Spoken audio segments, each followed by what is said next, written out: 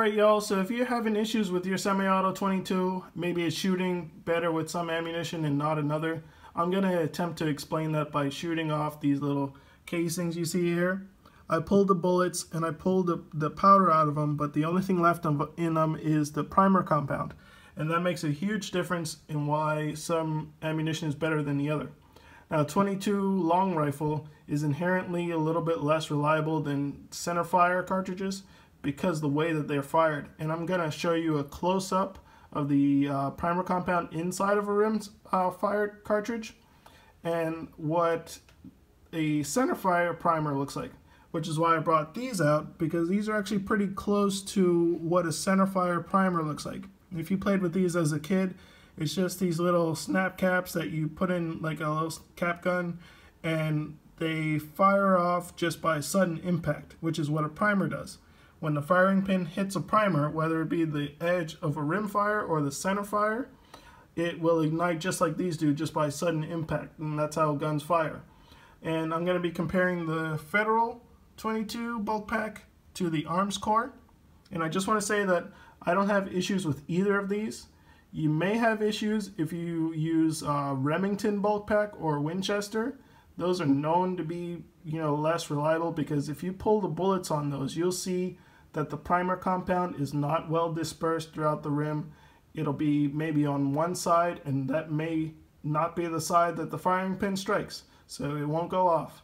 And I'll show you what that looks like here. So just stick around to the end. I'll show you what firing those primer compounds look like too. Alright, so first off, you see that green stuff at the bottom of the case? That's your primer compound. It's a chemical that when quickly struck, it ignites, and that's what actually ignites your powder, your gunpowder. Now just for comparison, here is a fired case. You can see that's where the firing pin struck, and compared to an unfired one. The firing pin can hit anywhere along the rim here to ignite this round. So a lot of times what you see with poorly manufactured ammunition is that primer compound won't be evenly dispersed. You see how it's evenly dispersed all throughout the bottom? It'll be sometimes in the cheaper ammunition, it'll be all in one corner. It'll be tucked into one corner. And if your firing pin is going to hit anywhere on the rim, you may or may not hit that corner where all the compound is. So that's what you get sometimes with some cheap ammunition. But this stuff here, this is the Federal. It's pretty good and well dispersed. And anywhere that firing pin hits on this cartridge will ignite the round. So what you just saw before was what rimfire cartridges look like, and this is what center fire cartridges look like. The difference is that the primer is in the center of the cartridge. The one on the left is unfired, the one on the right is fired. And these are 45, what they look like before and after being fired. So here's a look at the Arms Corps primer compound.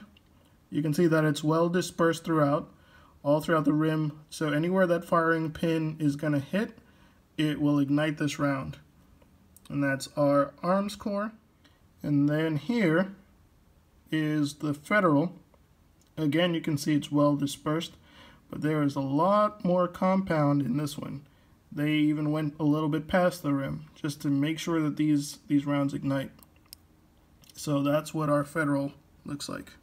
Okay, y'all, I turned off the lights because I want y'all to be able to see and hear what's going on here.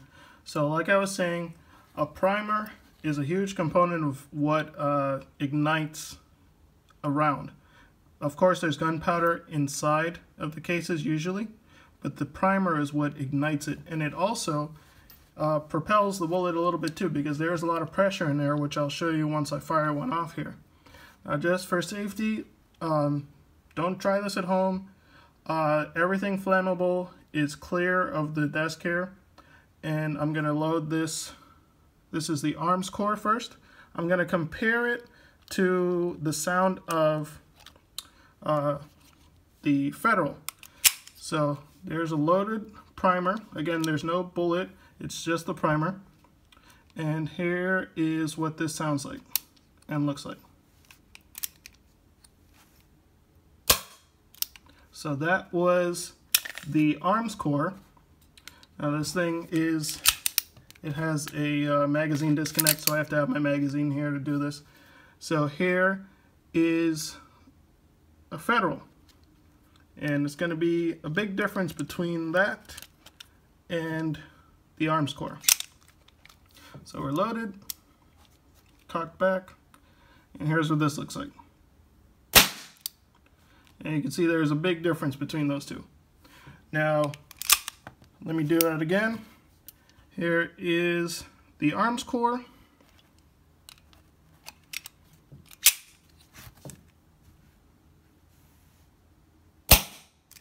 A lot softer. And the federal.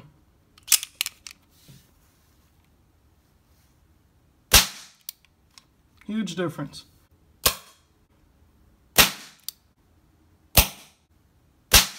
So that primer compound, that was only primer compound in there.